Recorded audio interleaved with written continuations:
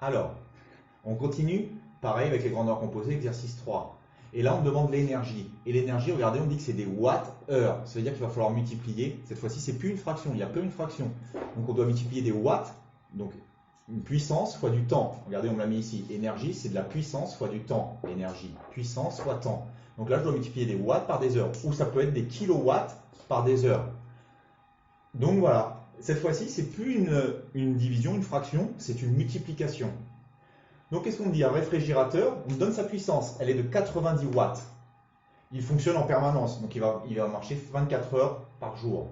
On me demande de donner sa puissance en kilowatts-heure. Bon, bah regardez, je marque que l'énergie, c'est de la multiplication de deux données, c'est la puissance fois le temps. La puissance, on me l'a donnée, elle est de 90 watts.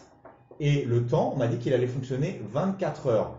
Si je multiplie ça, des watts par des heures, si je fais 90 fois 24, je vais avoir la réponse en watts-heure.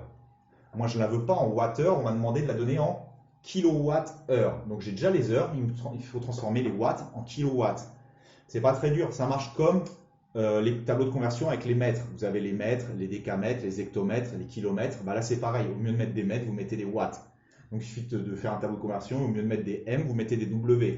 Vous avez juste besoin de transformer votre 90 watts, il suffit juste de le transformer en kilowatts. Ça fait 0,09 kilowatts.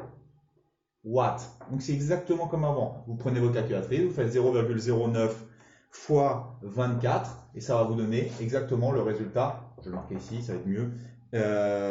Donc prenez la calculatrice et ça va vous donner 2,16 kWh. Voilà, c'est fini. C'est très simple, d'accord? Maintenant, deuxième question. On vous dit que le kilowattheure, on va le payer 0,16 euros. 1 kilowattheure, 0,16 euros. On veut savoir en un mois, donc 30 jours, quel va être le prix qu'on va payer pour ce réfrigérateur. Bah déjà, il faut voir combien de kilowattheures il a utilisé dans un mois. En une journée, il utilise 2,16 kilowattheures. On vient de calculer en une journée. D'accord? 24 heures, il a utilisé 2,16 kilowattheures. Bah en 30 jours, si en une journée il utilise ça, il suffit, pour faire 30 jours, il suffit de multiplier par 30. 30 fois 2,16. Vous prenez la calculatrice et ça va vous donner 64,8 kWh. Donc en un mois, il utilise ça.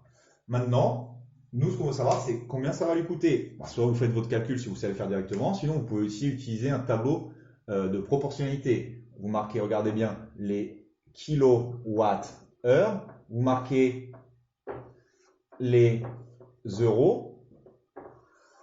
On sait que 1 kWh, c'est 0,16 euros. Et nous, on en a dépensé combien de kilowattheures en un mois avec le réfrigérateur? 64,8. Il suffit juste là que vous fassiez ce calcul-là. Donc vous faites 64,8 fois 0,16 divisé par 1. Pareil, vous prenez la calculatrice et vous voyez que ça vous fait 10,368 euros. Voilà.